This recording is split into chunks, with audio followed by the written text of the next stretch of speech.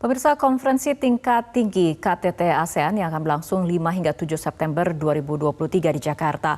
Lalu bagaimana langkah dan strategi kepolisian yang akan melakukan pengamanan demi memastikan semua kegiatan KTT ke-43 ASEAN tahun 2023 ini dapat berjalan dengan lancar. Telah bergabung bersama kami Kepala Badan Pemelihara Keamanan Kabar Hakam Polri, Komjen Pol Muhammad Fadil Imran, dan Sekretaris Kementerian Sekretariat Negara Setia Utama. Selamat malam Bapak-Bapak, terima kasih telah bergabung bersama kami di Prime Time News untuk malam hari ini. Pertanyaan pertama kita ke Pak Fadil terlebih dahulu. Pak Fadil, bagaimana kesiapan pengamanan dari puncak pelaksanaan KTT ke-43 ASEAN ini, Pak?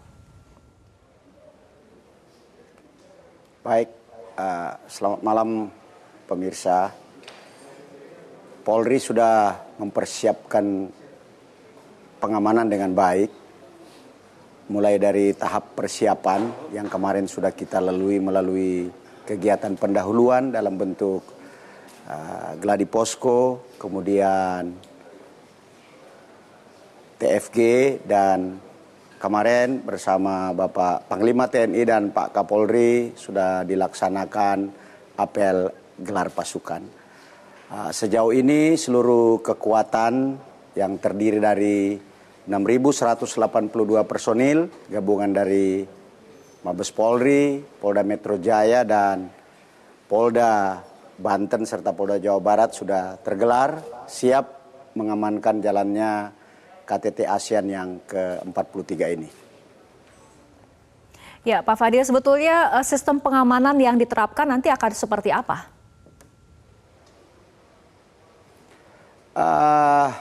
Seperti yang sudah kita pernah kerjakan di KTT G20, demikian juga dengan KTT ASEAN di Labuan Bajo, kami Polri berada di bawah Pangkogap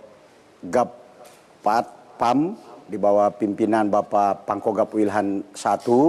Kami bertugas di Ring 3, dan seluruh personil yang terdiri dari 8 satgas, mulai dari preemptif, preventif, prolakir, pengamanan, pengawalan rombongan, satgas penegakan hukum, kemudian satgas humas, bantuan operasi, serta satgas anti teror sudah bekerja sesuai dengan apa yang menjadi tugas dan tanggung jawab masing-masing. Dalam konteks ini tentu Polri yang diberi tugas dan tanggung jawab di Ring 3 menjaga kelancaran arus lalu lintas, mengamankan rute agar dari dan ke lokasi venue bisa berjalan dengan lancar, tepat waktu, tanpa gangguan yang berarti. Ini CB dan strategi yang selama ini sudah lazim kita berikan. Tentunya juga di bawah koordinasi dan sinergi bersama teman-teman dari TNI, tidak lupa juga bersama stakeholder yang lain, dalam hal ini pemerintah daerah khusus Ibu Kota Jakarta. Seperti misalnya hari ini kita lihat jalan sudah mulai agak sedikit lengang karena pemberlakuan WFH dan sebagainya. Jadi berbagai macam langkah-langkah sosialisasi, edukasi, dan fasilitasi yang digunakan agar acara ini bisa berjalan dengan baik terus kita galakkan. Oke, baik, kita bergeser ke Pak Setia. Tadi Pak Fadil sudah banyak berbicara mengenai aspek keamanan, kesiapan dari segi aspek keamanan. Bagaimana dari kesiapan infrastruktur mulai dari venue hingga transportasi dalam pelaksanaan KTT ke-43 ASEAN ini? Selamat malam, terima kasih atas kesempatan memberikan kepada kami, Panitia Penyelenggara, untuk menyampaikan informasi kesiapan infrastruktur, logistik, dan transportasi serta keperluan lain untuk memfasilitasi suksesnya penyelenggaraan KTT ke-43 ASEAN. Perlu kami sampaikan bahwa venue utama dari KTT ke-43 ASEAN ini adalah JCC, ya, Jakarta Convention Center, yang ada di kawasan Gelora Bung Karno. Nah, sampai dengan malam ini baru saja tadi kami melakukan peninjauan ke sana dan bersama dengan Pak Mensesnek, juga dengan Pak Menteri PUPR, kesiapannya sudah 98%. Jadi tinggal touch-up terakhir, kemudian untuk refresh bunga-bunga begitu, dan yang lain sudah siap semuanya untuk GCC. Di GCC nanti akan diadakan pertama opening ceremony di pagi hari pukul 10, kemudian ada retreat dan banyak lagi summit di sana, dan juga banyak pertemuan-pertemuan bilateral antara Presiden Indonesia dengan negara-negara Asia dan negara-negara mitra wicara yang lain, dan juga antara negara-negara tamu yang kita juga fasilitasi di GCC. Jadi venue utamanya ada di GCC dan sudah siap. Jadi besok pagi ketika pembukaan sudah siap 100%. Kemudian ada venue yang lain yang juga venue utama dari konferensi ini adalah hutan kota GBK yang akan digunakan sebagai lokasi untuk gala dinner. Itu di tanggal 6 sore sampai dengan malam hari. Oke. Jadi akan dilaksanakan mulai 19.30 sampai dengan 21.30 di tanggal 6. Nah, persiapannya sudah 90%. Kemarin sudah ada gladi bersama dengan Bu Menlu, dan akan ada kejutan-kejutan di sana tentu saja. Jadi tiap kali KTT selalu ada dinamika dan selalu kita manfaatkan lokasi-lokasinya untuk membuat kejutan-kejutan. Nah, itu yang kedua di hutan kota untuk gala dinner.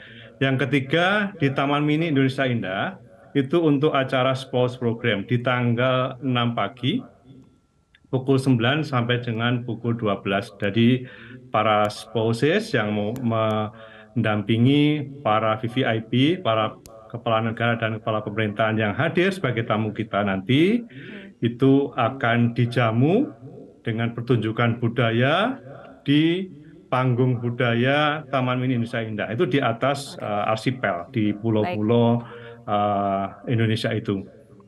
Kemudian di sana ada acara outdoor selama kurang lebih 45 menit, kemudian berpindah ke acara di Baik, Pak Setia. Sasono Utomo, begitu, di Taman Mini Indonesia Indah untuk luncheon di sana. Ya. Oke, baik. Selanjutnya kita akan kembali berbicara mengenai aspek keamanan. Usai jeda kita akan membahas bagaimana pemetaan mengenai kemungkinan ancaman Kamtibmas dan apa langkah antisipasi yang akan dilakukan oleh Polri. Kita akan membahas masalah itu, tapi kita ikuti jeda berikut terlebih dahulu.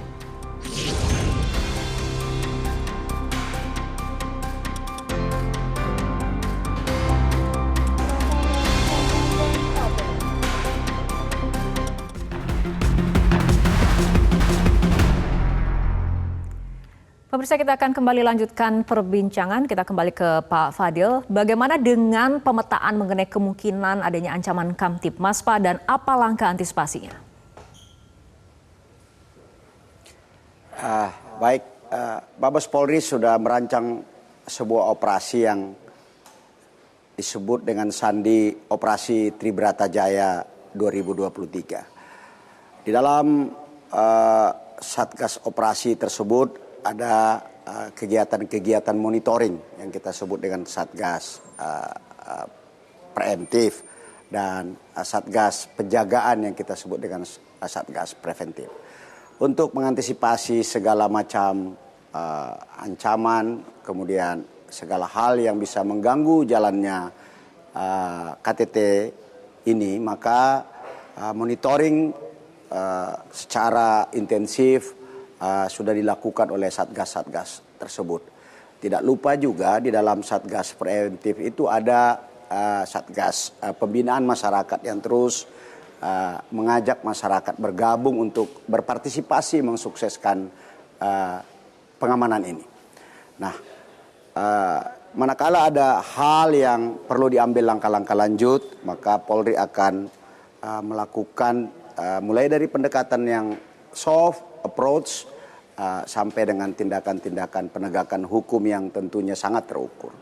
Nah, dalam konteks ini maka Polri selalu berusaha untuk mengajak masyarakat, memberikan kesadaran masyarakat bahwa keberhasilan KTT ini adalah untuk nama baik dan kebesaran bangsa Indonesia yang kita cintai ini. Nah, dalam konteks ancaman-ancaman yang lebih tinggi, tentunya kami sudah menyiapkan tim tindak Satgas Gakum dan termasuk di dalamnya Satgas Anti Teror. Ini pun semua bekerja tidak sendiri, seperti sekarang saya sedang berada di command center ini. Di command center ini berdasarkan pengalaman pengamanan kita, setiap hari kita melakukan evaluasi. Kita juga menggunakan teknologi-teknologi terkini di seputar kawasan, sehingga aktivitas di seputar kawasan dan ancaman-ancaman yang mungkin timbul di sekitar kawasan bisa kita lakukan monitoring dan recording manakala diperlukan untuk dilakukan penegakan hukum. Tapi saya berharap semoga kegiatan ini bisa berjalan dengan lancar, aman, kondusif, tanpa ada hal-hal yang dapat mengganggu, sebagai tuan rumah yang baik. Namun jika hal itu terjadi, ya kami sudah siap melakukan langkah-langkah mulai dari tadi monitoring, kemudian pengawasan di lapangan, kemudian penindakan yang tentunya berdasar pada hukum yang kita anut bersama. Strategi yang lain tentunya adalah kita kolaborasi, kita bekerja sama, kita bergerak bersama dengan masyarakat, karena Indonesia sekarang begitu mendapat banyak apresiasi dari dunia. Ini sesuatu yang tidak mudah, saya pikir. Mari kita jaga ini bersama. Ini saya kira Mbak Fitri, strategi yang dilakukan oleh Kepolisian Negara Republik Indonesia. Moga-moga kegiatan ini bisa berjalan dengan lancar. Segala sesuatu bisa kita laksanakan dengan baik. Satu hal lagi terkait dengan pengawalan di jalan. Rute perjalanan kepala negara dan kepala pemerintahan dari Bandara Soekarno-Hatta kemudian menuju ke 18 akomodasi juga kita sudah siapkan. Rekayasa lalu lintas yang sifatnya situasional, bersahabat, kemudian tetap mengedepankan kenyamanan tamu, terus kita prioritaskan. Di samping tentunya keselamatan tamu negara di bawah koordinasi Pas Pampres, terus kita latihkan dan kita evaluasi setiap malam.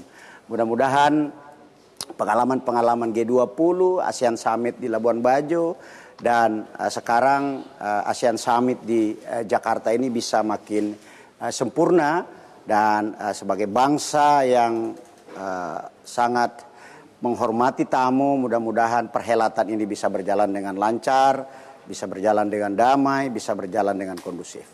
Saya kira itu Mbak Fitri yang menjadi strategi Polri ke depan.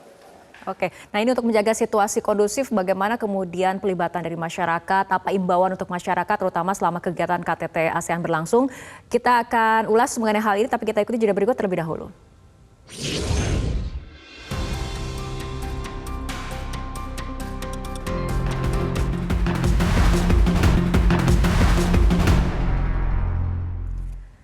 Pemirsa, kita lanjutkan kembali perbincangan. Pak Setia, untuk kepala negara, kepala pemerintahan sendiri, siapa saja yang sudah hadir di Jakarta hari ini?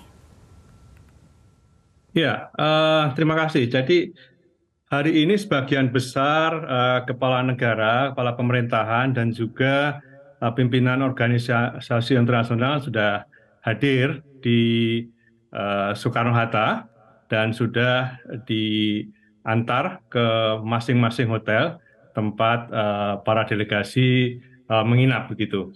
Tapi ada juga beberapa yang belum hadir, seperti Thailand misalnya, dan ada beberapa yang diwakili oleh special envoy-nya.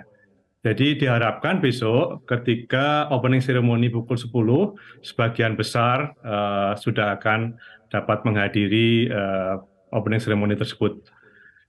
Saya kira itu untuk kehadiran. Jadi ada 26 negara yang akan hadir. Jadi makanya ini disebut sebagai KTT ASEAN Plus ya. Jadi ada 10 negara ASEAN plus 1 Timor Leste, kemudian ada 9 mitra wicara, ada Korea, Jepang, India, RRT, Australia, New Zealand, Kanada, Rusia, dan juga Amerika Serikat.